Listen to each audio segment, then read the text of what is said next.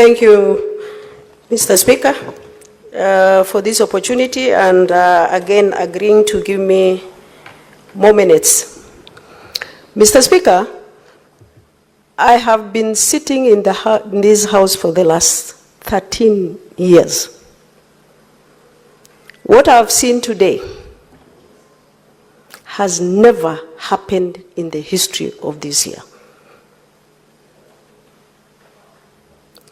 Now, the matters of procedure, this is not a court of law, Mr. Speaker.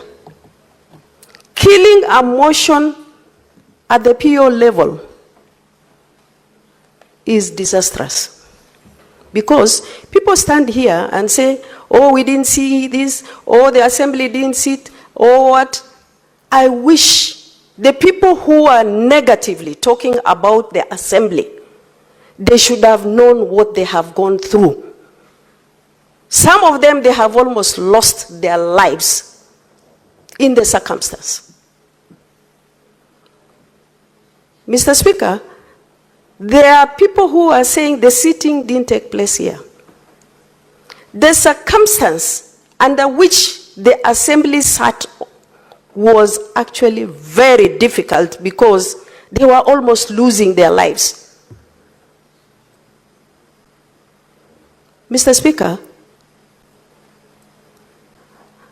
before this motion, this house was crying for the blood of Governor for Isiolo. Before this motion, we know each other, and I know what transpired even 30 minutes ago. And I think it's good the public know what happened and Isiolo people know what happened. Mr. Speaker, Sokohuru is taking over this house. And I must say this. Mr. Speaker,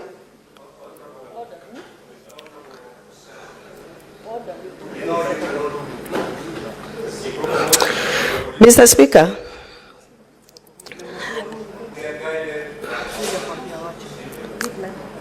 you cannot impute improper motive on your colleagues.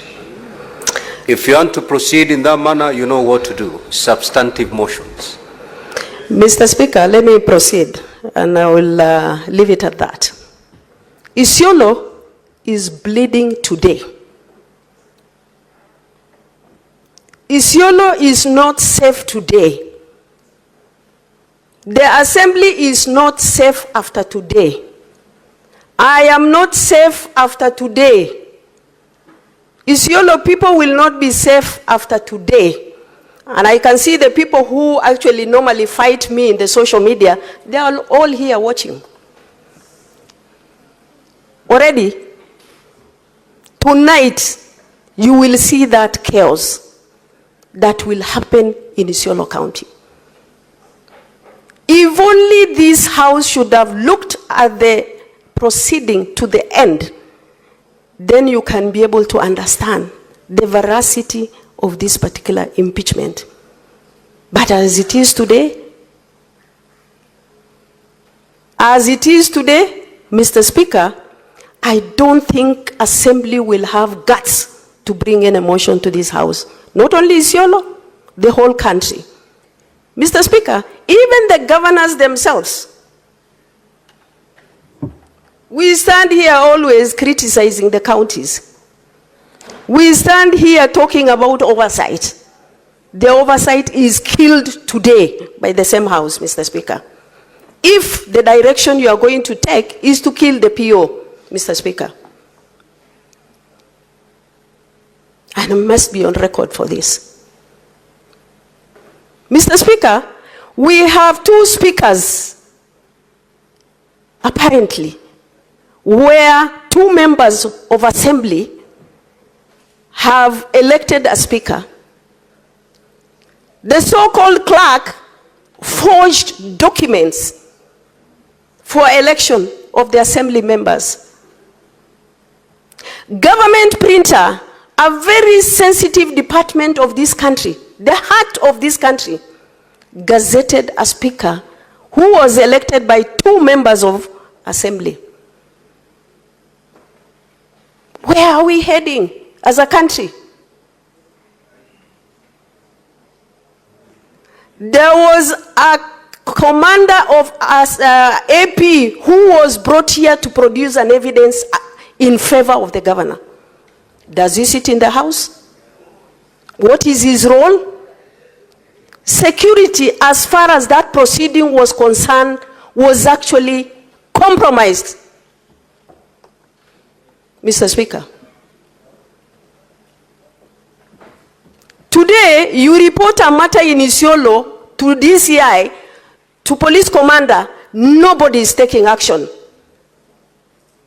Mr. Speaker, there is a young man who was beaten 2 days ago, fighting for his life in ICU, just simply because he's a blogger.